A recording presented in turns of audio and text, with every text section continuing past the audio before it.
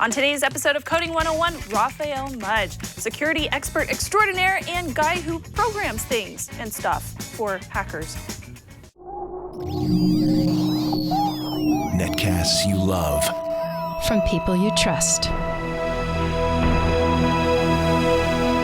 This is Twit. Bandwidth for Coding 101 is provided by CacheFly at CacheFly.com. This episode of Coding 101 is brought to you by lynda.com. Learn what you want when you want with access to over 2,700 high-quality online courses, all for one low monthly price. To try it free for 7 days, visit lynda.com/C101.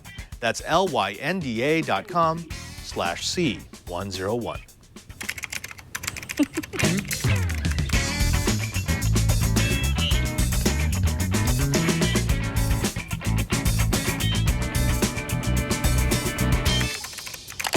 Welcome to Coding 101. It's the Twitch show where we let you into the wonderful world of the Code Monkey. I'm Father Robert Balliser. And I am Shannon Morrison. For the next 30 minutes, we're going to get you all coded up on everything you need to know about a security expert? Yeah, that's right, folks.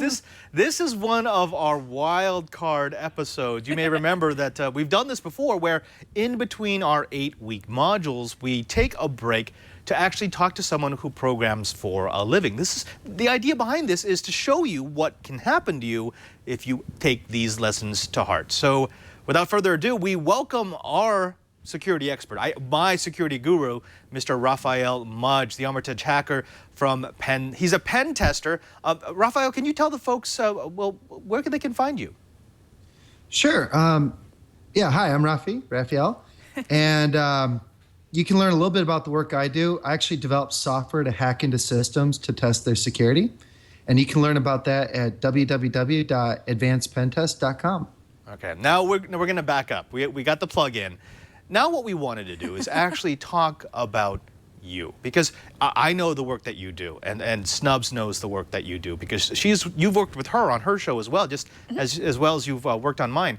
But your specialty is interesting. You go beyond white hat, black hat, gray hat. You're a guy who programs, who happens to know security really, really well. Can you tell us a little bit about your background? Oh, sure. Okay, so what's the best place to start? I always say I'm a developer first. Everything I have or do is because I like to program. And I happen to be working in the security space. And I have my own company now, but I was active duty Air Force before for 4 years. And thank you for your service, sir. Thank you very much, Snubs. No, it was definitely a labor of love. I bleed blue, as they say. Yeah. And yeah, very nice. So, by the way, you see this beard? This is what happens if you apply all the coding lessons. You will grow a nice, fluffy beard. You have, Shannon, you do. You have a coding beard. I just shaved mine, so I'm very, very clean shaven. Yes. So. It looks nice. Yeah. He just shaved his too. But thank you. Your beard is awesome. I can't grow a beard. Thank you. So, yeah, anyways, back question. My background. So, I was active duty Air Force. I worked as a researcher for the Air Force in cyber operations. And this is one Padre might not know about me. When I left the Air Force, I invented a spelling and grammar checker called After the Deadline. And I sold it to a guy named Matt Mullenweg, who created WordPress. Mm-hmm. Oh. And so if you have a That's WordPress.com, so if you have a WordPress.com blog and you go check your spelling or grammar, you're actually using my software right now to do that. There's always a little piece of you in there. I like that. Oh, yeah. No, that's After the Deadline's me. Wow, it's a small world. That's cool. I am a grammar checker grammar teacher to millions of people through my programming efforts. So when did you actually learn programming? Was it before you got into the Air Force, or was it during the Air Force? It was in high school. Okay. I always wanted to be a journalist when I grew up, because I like writing, strangely enough. It helps. So how does journalism turn into programming? Oh, man. What is the best way to put it? So how does journalism turn to programming? Well, when I was a teenager, I spent a lot of time on internet relay chat. That's where I learned everything. Hi, chat room. You're doing a good thing for yourself. And I was always on IRC, like, as a 14-year-old kid. Didn't know that was like anything cool. And I really wanted to learn C++ because that's what you needed to know if you were going to be a hacker. And I didn't know that was something I wanted to be. I didn't know that it could become a career because at that time, nobody thought of it that way. So I always thought by default, I'd go and be a journalist. And I just eventually got more and more into computers, and that became my career, I guess, is the best way to put it. Why were you so interested in hacking at such a young age, though? What else do you do with computers? So you were a nerd at heart. Always. Oh, man, if I were to meet my 14-year-old self, I think would be like, nice beard, but you should shave. No, but no, my 14-year-old self, I think, would be really happy, like between like all the anime art with my product and the hacking stuff. I just had a fascination with it, probably from like, it's computers. Like, oh, it's a computer. What do you do with it? So, I started doing what every kid does. And that's like, there was no Google back then. It was BBS. BBS is where I start. So, downloading files, chatting with people, and meeting other people my age, and them saying, hey, come look at this. Hey, take a look at this text file on this floppy disk, and just stuff I shouldn't be looking at. And it was really intriguing to me. Raphael, what was your first computer? My first computer, my mom bought a Commodore 128 at a garage sale. And it had a monochrome monitor, couldn't do graphics, could do text. And I would do some basic programming on that. But I didn't see myself as a programmer, just did some stuff with BASIC. And then it was a Pac Bell. It was a 486 DX2. Oh, yes. Okay. 1994. Woohoo. Back in the DX series. So your first programming language would have been what on this 486 DX2? You ready to laugh? Pascal. I don't know if Always. you'll laugh. No, and Shannon's got like I better laugh because it'll be funny. No, you guys ever heard of MIRC? Of course. Yeah. Merc Chat? Yeah. I keep forgetting, like we have an IRC chat room That's for right. the show right They're right here. in there, yeah. I'm watching the room too, so yeah, it was Merc scripting. Oh, okay. MIRC has a scripting language built into it, and I learned programming or got really into Merc scripting when I was a teenager. That's awesome. Well, now that you've progressed past Merc scripting, Oh, come on. There is no progressing past that. That is the pinnacle of hacking, Padre. Do not diss on Merc scripting. we know better than that. You're a programming expert. You've been doing this for a long time, so your knowledge encompasses many languages. But beyond Merc scripting, do you have a favorite language? Do you have a language that you default to constantly? So I have a very weird yes and no. So I tend to believe in having kind of 3 types of languages in your arsenal, really 4. The first one is, and no, from the chat room, Cool Breeze, LFS was not where I worked. That came out of Wright-Patterson. That was the anti-tamper folks. Oh. So guy asked an Air Force question about their lightweight portable security distribution, so I had to answer for that. Anyways, so what should folks know? So for systems programming, I love programming in C, straight up C. And I do a lot more work in C now, which I really enjoy. It makes me happy. I think everybody should know a scripting language. And for me, that was Perl back in the day. I really loved Perl. And now I have all this stuff here with me, some books. I actually program in a language now called Sleep, which I wrote about 10 years ago. Whoa, wait. You wrote a language. I did. I had college roommates like you who were like, you know what? I don't like any of these languages. I'm just going to write my own. Yeah, exactly. What made you write a new language? I wanted to learn. I learned by programming, actually. Wow. So, Snubs, you'll appreciate this. Mm-hmm. A lot of people know me for something called Armitage, right? Which is the front end for Metasploit that allows a team to collaborate. I wrote Armitage to learn Metasploit. Really? Really. Wow. Everything I do is I build stuff to learn. Programming to me is a tool to explore a problem. And Metasploit, for anybody that doesn't know, it's a pen testing program for hackers, basically.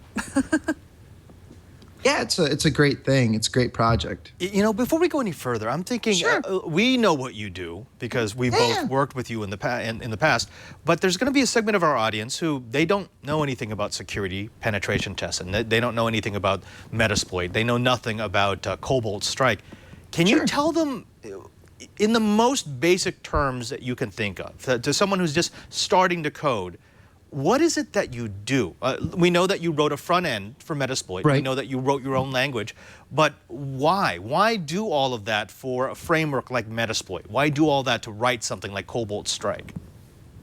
Okay, sure. So for those of you who aren't familiar with Metasploit, let me start at the basics of what that is.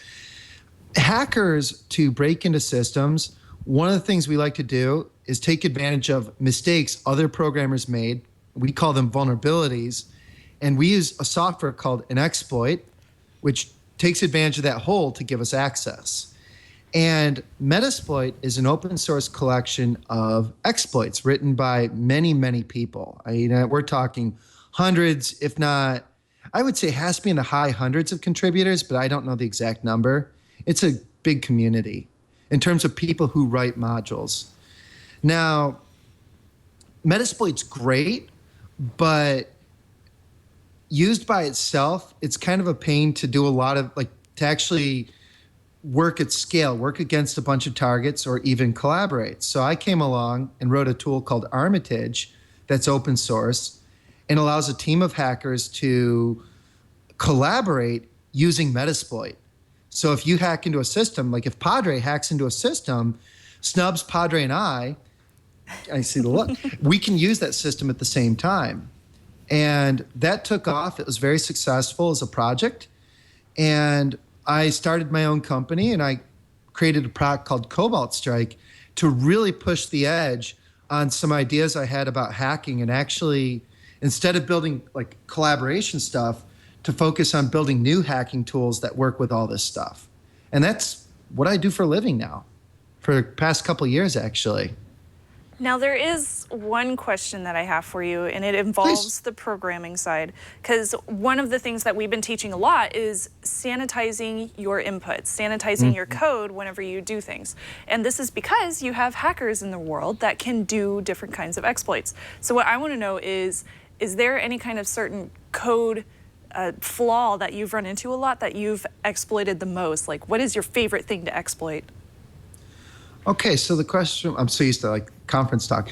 The question was, so what is my favorite thing to exploit? So for me, philosophically, I actually prefer not to go after flaws. I prefer to abuse the way things work. Oh, and that would make sense because I'm a programmer, right? Yeah. I want to do things that work because they're reliable. So in terms of getting access to a system, my favorite way to do it is through what we call user-driven attacks. And that's an attack that abuses a feature, but if the user follows through on that feature, it gives me, the attacker, code execution. And let me give you an example of a very simple, almost lame user-driven attack. Nothing is lame here. No, that's fine. A favorite technique, and we're talking even allegedly nation state actors do this. It's silly. A favorite technique is to create an executable and change its icon with a program called a resource editor to look like a document, okay? And send that to your target. And when the target sees that executable, they think it's a document because it might be named document.pdf.scr. Yeah. And by the way, an SCR file is an executable. It's just renamed. And a screensaver, you can just run it and it'll work like a normal exe. Anyways, if somebody opens up that document, it runs your malware, and then in the background, it drops a document to disk and opens it up like nothing ever happened. And that's an extremely common attack. That's awesome. That's just weird because, that sounds like one of those attacks that should have become extinct long ago. I think that's how I got my first virus. Yeah. How many times do we tell people, look, don't open attachments, don't run documents? I thought it was a screen. It was this, a screensaver. Yeah, screensaver. someone sends it's someone's email gets compromised and it sends out a bulk email message to all the contacts saying, "Oh, this is a beautiful screensaver of puppies." Oh, pretty waterfall. Yeah. But That's what mine was. It was a waterfall. My dad got super mad at me because I downloaded this, what I thought was a screensaver. Never worked, but I got a virus. Is that the most consistent vector, would you say? Is still taking advantage of users doing users things rather than weaknesses in the code base itself? Yes, and especially more so now. Right now, I'm doing a series for my own YouTube channel where I'm going through these reports from different threat intelligence companies. And those are companies that look at intrusion sets, people who are actually stealing intellectual property, and write about how they do it. And on the most recent version of Twiet, we actually went through one of those where we looked at an actor and how they do things with Security Onion, JJ. There's a guy in the chat room talking about how awesome Security Onion is. Great project, by the way. Anyways, one of the things I'm doing, though, is going through these reports and reproducing those attacks. And I'm getting frustrated because so many of these reports of how these people steal intellectual property start with the executable as a fake document attack. And I'm like, come on, guys, do something more creative than this, please, so I can demo it. So I'm struggling to find other things, but Java is a very common vector to try to get execution as well, code execution. And my personal favorite is to embed a macro into a Word document or Excel spreadsheet, because Word macros, they sound harmless. They can do anything that a native program can do. And that goes for Mac OS X as well, by the way, not just Windows. Wow. We're speaking with Raphael Mudge, the Armitage hacker, pen tester extraordinaire, security expert extraordinaire who just happens to program. We'll be right back. We're going to talk to him a little bit about the inspiration that he finds when he looks for these exploits. But before we do that, I thought we should take a break and, well, talk a little bit about our first sponsor. That's lynda.com. Linda? Yeah, I love me I some love Lynda. Linda. Yeah. Now, Lynda is your one-stop shop for online knowledge. Anytime you need to know something about anything, you're probably going to find it on lynda.com. They're not just about technology. They're not just about programming or about computers. You'll find a wide variety of topics on lynda.com because that's what they do. They want to be the place that you go to find your reference, to find your training. Now, lynda.com helps you to learn and keep up to date with your software, to pick up brand new skills and explore new hobbies with these easy-to-follow videos that you see up on screen. Whether you want to master the fundamentals of programming, learn a new programming language like Python, or design and develop engaging websites, lynda.com offers thousands of courses in a variety of topics. Lynda.com recently released a new iPhone and iPad app for iOS 7, and they enhanced their Android app to provide Chromecast support, which means you've got more options to watch their content. The iOS app includes a more visual, intuitive interface, and both new apps offer offline courses and video viewing, which makes it easy and convenient to learn even in environments that don't have internet access.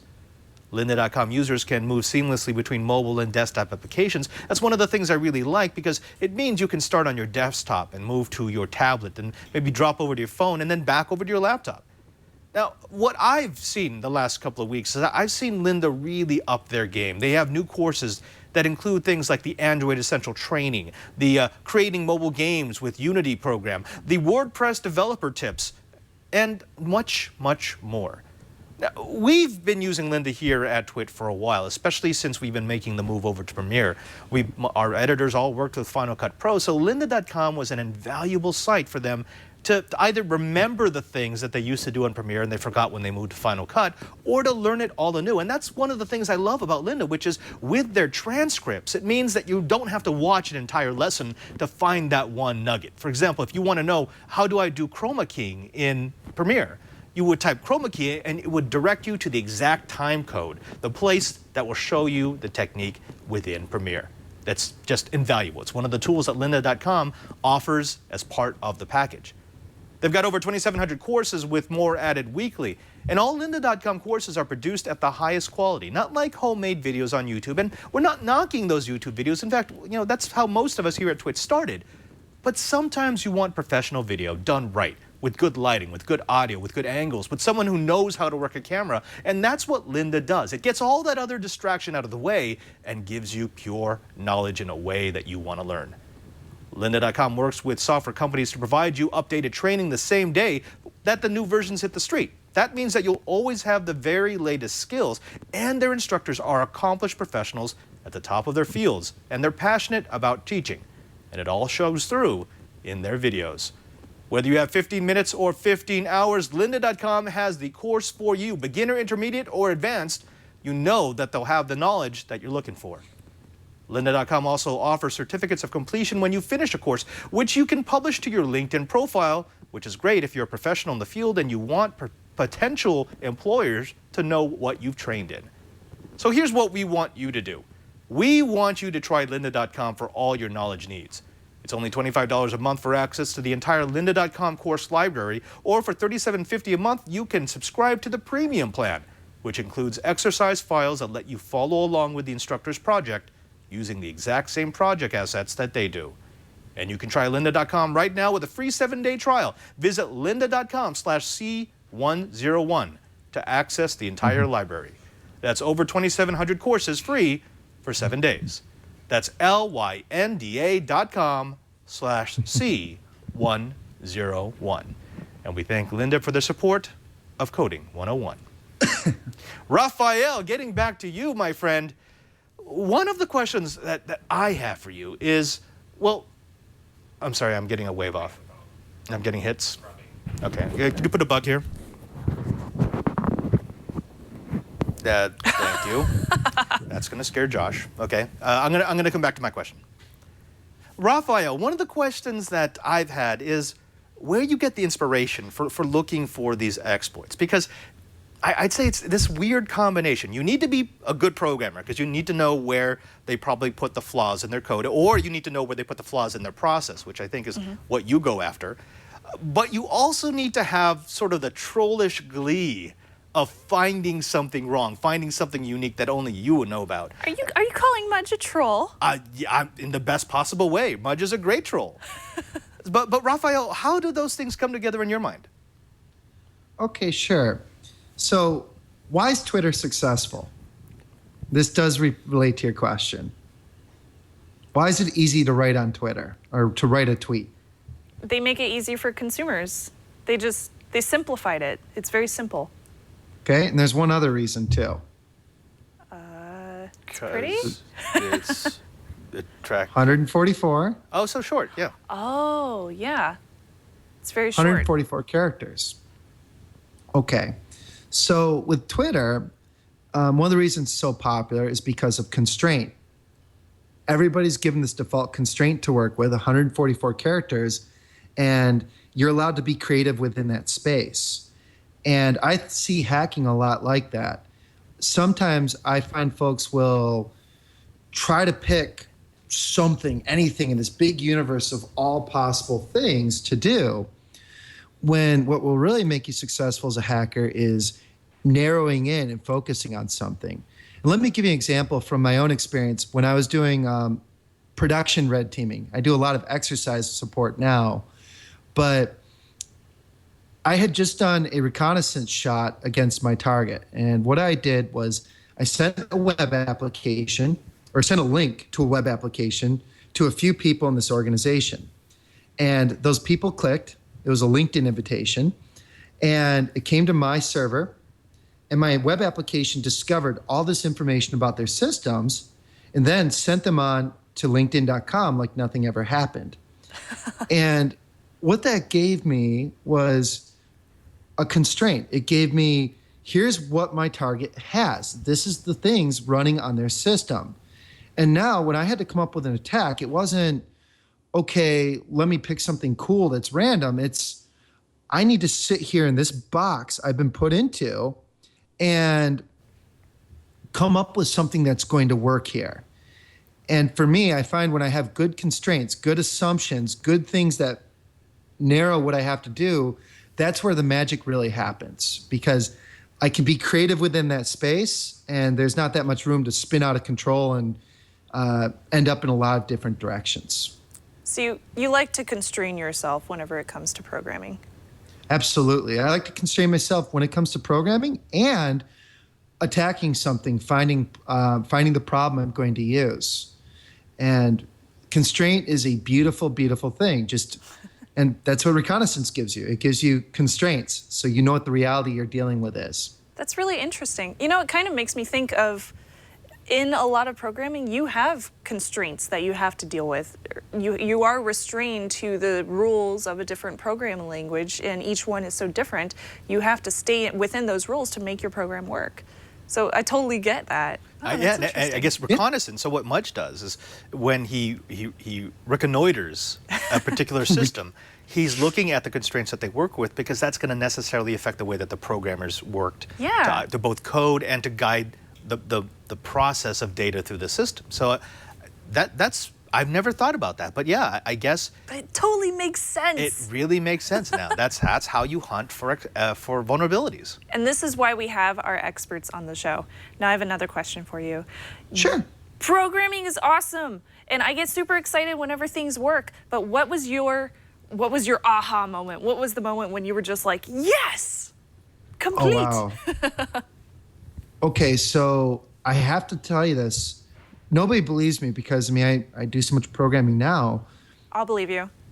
When I was in high school, make no mistake about it, I did not know how like a program would come together, like a bigger thing. Like I told you, I could do the scripting with like MercChat, but I could not put together in my head what would become like how to build or architect an application. I just did not do this. And I actually, in a way, like I remember dreaming about what that would be like to be able to imagine something and create it. And I know I wanted that. And I want to say that one of the big aha moments for me, it sounds funny, was when I learned Perl. Because Perl gave me the ability to do a lot of things very quickly and to start to like kind of experiment and spread my wings. And being able to do CGI scripts, so I could actually do like web applications, if you will, allowed me to kind of go beyond that knowledge and start doing more with it. So I always kind of consider Perl the first language I became very strong with.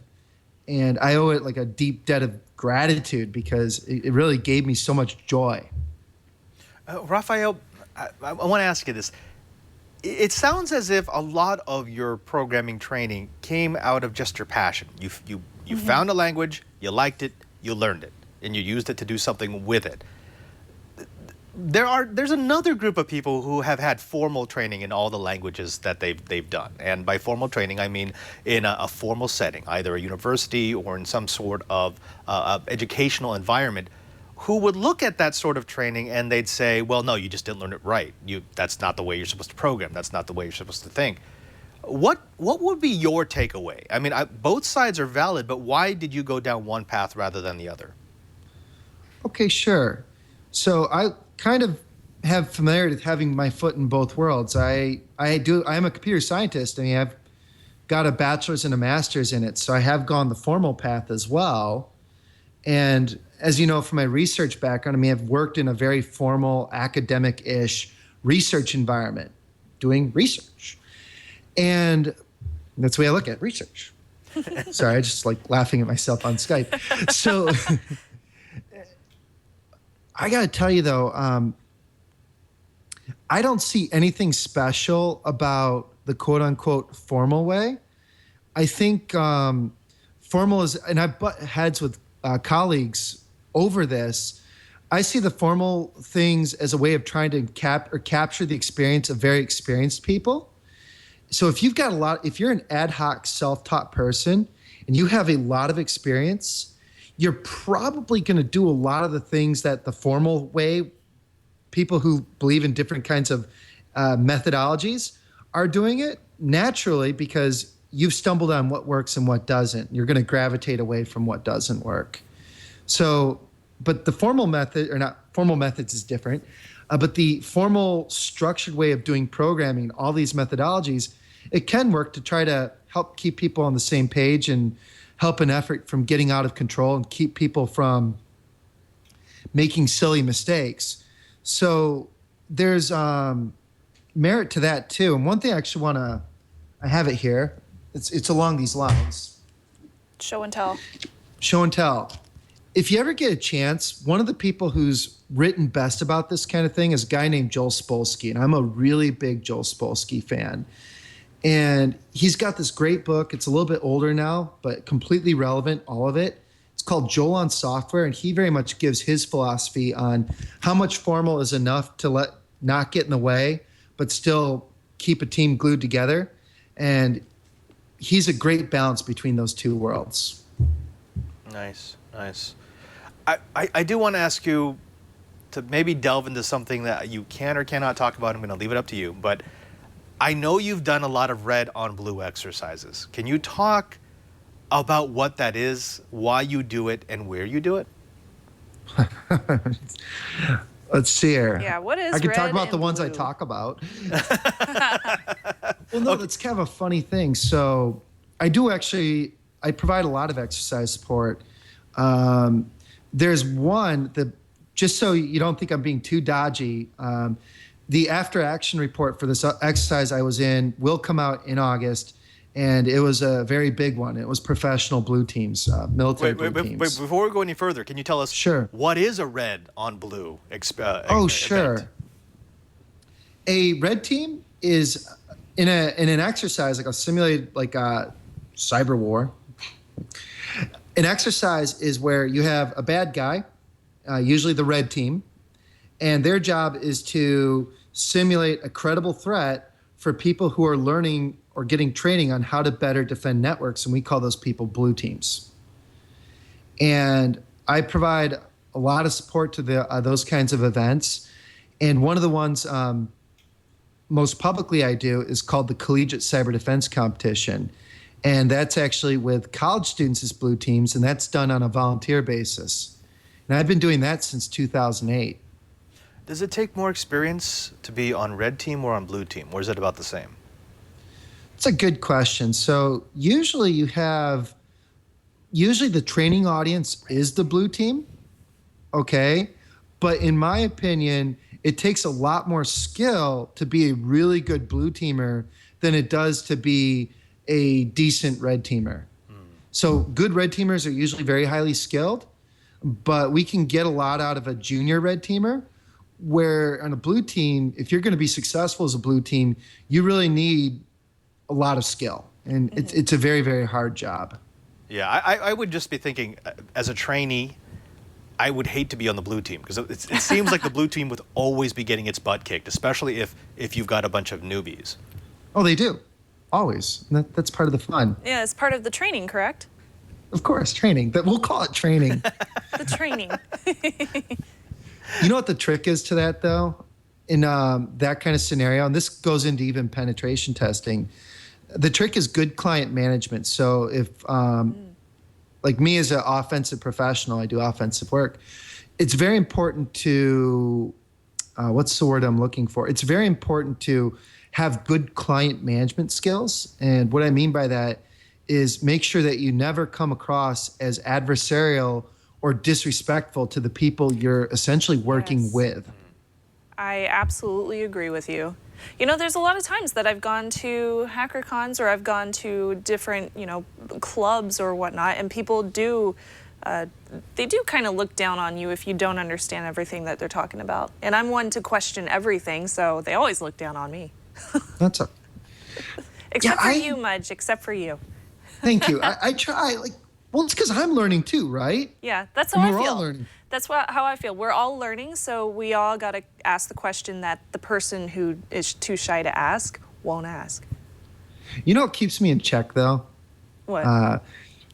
This is going to sound funny, but to my girlfriend, all the stuff I go and do, like, going out in the hacker community, going to conferences and all that, she's not a technical person, so all the stuff's not all that cool to her, and everything I'm doing is like one step above. Pick your fringe alternate interest here, because I don't want to, I think anything's cool. I'm that kind of guy, so I'm all for it. But, to her, it's just as cool as if I were going to Star Trek conventions or Star Wars conventions and speaking. It's like, okay, whatever. I used to bartend, you go do that.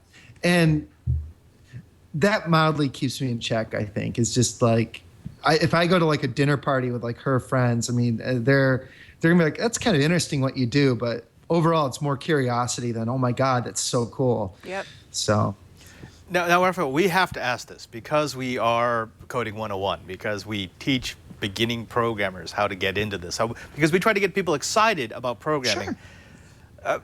Let me ask it in two parts. The first part is what advice would you give to a beginning programmer when he or she is just starting out to make their code more secure? What do you think is one of the biggest mistakes that they'll make that they'll regret once their code base starts getting attacked? Okay, so the biggest mistake in terms of security side that a novice programmer will make is putting their code on the internet. Oh, that is so wow. true. You just, okay. Gauntlet has been thrown. So don't open source your stuff before you know that it's secure. But wait a minute. I thought open source was always supposed to be good, right? Oh, open source is fine. It depends on who's looking at it. Wow. Okay, so that's so you're telling our novice programmers don't ever let anyone look at your stuff. No, what I'm We've been saying telling is actually, everybody to share it on the Google Plus community. No, No, I'm yeah, not. I'm sorry. What No, I'm saying is, one, don't put your new novice code in production on an internet server that has data people care about. That's for one. Two, I recommend getting familiar with like the best practices of something, because let me give you an example. PHP is a good example. PHP, years ago, there was a lot of example code on how to do SQL queries, right? And it would just be like, hey, concatenate this stuff together into a string and pass it to this function, and voila, there's your SQL query. And that was the way to do it. And that community as a whole didn't understand the risk of SQL injection. And now, newer material always takes that into account. So be aware of the maturity of security practices in terms of what kind of framework or project you're working in. And along those lines, you guys just finished a Perl module, right? Right. 8 lessons on Perl? Oh, yeah. That was Yeah, today. yeah. Well, no, that was last week. Last week. That was last week we finished In the time machine, yes. in the time machine. Yeah. So In the TARDIS. Perl. When I was doing Perl in the late 90s, I was writing web applications in Perl, and I didn't think about code like command injection. I didn't think about all these different ways somebody could hack my application. I guarantee about everything I wrote, including an e-commerce site in 2000, were Swiss cheese and just ripe for being broken into. Why? Because as a whole community of programmers, we just didn't understand best practices. And I think awareness of that is different today in 2014, or should I say 2015 for when this airs. All right, Raphael, the other side of that question is, if you were giving lessons to a novice and trying to encourage him or her in the field of programming, and they showed an inclination towards security work, Okay? what advice would you give them? What should they look at? What should they read? What should they watch? Our show, obviously. Yes, we'll get to that. And your talks, obviously, yes, but. Oh, okay. So somebody who's got inclination for programming and they're really interested in security, what would I steer them towards? Okay, well, first, security is really broad, so it's going to depend on what their interests are. But let's say they tend towards more system stuff, like they like digging into the operating system, like digging into like ways that can be abused. I would steer them towards learning a systems language really well and learning how to interact with the operating system. So I would steer them towards, hey, learn C, okay? And dig as deep into that, actually have a project, have something in mind you want to produce, because it's very easy to passively take in a lot of things to read on stuff.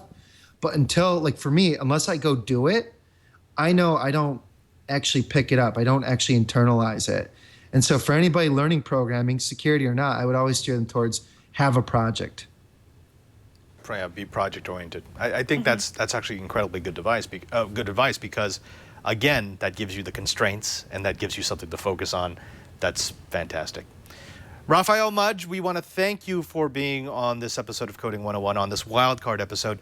It's always nice to speak with people who are actually doing this for a living, because it's a different point of view from just showing off code. You're someone who's actually taken this and made quite a name for himself. Once more, can you please tell our audience where they can find you, where they can find your work, and maybe where they could find your speaking schedule so that they can check out your next talk? Sure. Okay, so if you want to find my grammar checker, go to www.afterthedeadline.com. All right, there you go. See, I had to throw a curveball in there.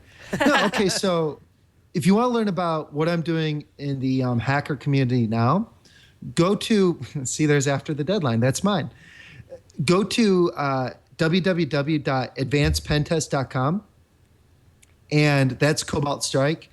And you can check out my blog at blog.cobaltstrike.com, and that's where I tend to write something about what I'm doing. And when I plan to give talks, I usually put a plug there as well. And so, yeah, that's pretty much what I'm up to now. What's next? When will your next big conference be? I know you'll be at Black Hat. I know you'll be at DEF CON, but what's after that? At Black Hat, actually, I'm going to be in something called the Arsenal, which is like an area for open source developers to talk about stuff. And I'm releasing a project next week, something brand new, designed for novice hackers to learn how to do spear phishing and targeted attacks. And cool. It's a virtual machine called Morning Catch. It's really fun. It's like a fake fishing company, like seafood. Is this the first time you've told us? Yeah, I haven't told anybody about it yet. Oh, I wish See, I this always was... give. Wait, will this thing be ready to demo at Black Hat? Yeah. Oh, yeah. It's ready. It's ready to go now. Can I film you at Black Hat? Yeah, please come on by. Fantastic. Can I film you at Black Hat? Yeah, absolutely. We Yes. can we'll rent a room, make it a whole little studio, all that good stuff. That's awesome, dude. Congratulations. Oh yeah, no, it's just something fun. I like to keep putting stuff out in the community. I think that's really important to do. I agree. Fantastic. It's always a pleasure to talk to you, Raphael, no matter what show you're on, be it Twiat Hack 5 or now Coding 101. We will, I'm going to tap you on the shoulder for a future project that we want to do with Coding 101. We want to do something a little sinister. Ooh, I like sinister. But legal, but totally legal. Oh, well, Andrew. All right, Shannon and I, Snubs and I, we're out. We're not doing that. I mean, yes. Be cool, follow the rules, look both ways when you cross the street, eat your vegetables, and brush your teeth. We thank you for joining us, especially so late at night.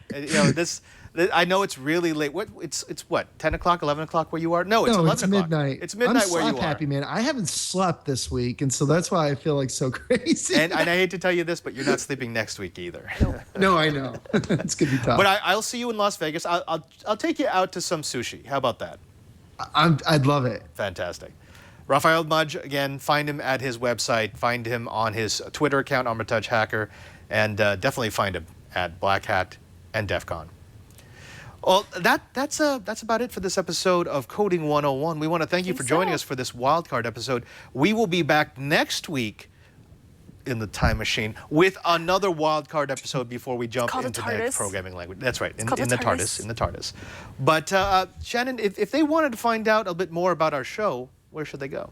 If you want to find out more about Mudge or about the show or find our show notes and all of our coding, you can find that over at twit.tv/twitcoding or coding101. That's right. And also you've got to join our G+ group. Yes. Just search for Coding 101. You're going to find it. It's a nice place to go if you're a beginner, if you're intermediate, if you're an expert programmer, because there's always a need for all of you. Every time someone asks a question in that community, it spreads knowledge. And we're all about spreading the knowledge. Now, if you don't like Google+, you can also find us on Twitter. You can find me at twitter.com/PadreSJ. That's at PadreSJ. Yep. And I am at Snubs. That's at Snubs. That's at Snubs. And don't forget that this show goes live. Actually, well, most weeks this show goes live. You can find us 2:30 p.m. on Thursdays. That's Pacific 1:30. time. I'm sorry, 1:30 p.m. It's late. 1:30 p.m. Pacific time on Thursdays at live.twit.tv. And as long as they're there. And yeah, we have a chat room going. We read it throughout the show. So if you guys have any questions or if we accidentally skip over something while we're showing you guys a certain programming language, definitely ask it in the chat room in the IRC. That is over at irc.twit.tv. Absolutely. Until next time, it's been an absolute pleasure to spend some deep quality time with all you out in the internets. Until next time, I'm Father Robert Balacer. I'm Shannon Morse. End of line. End of line.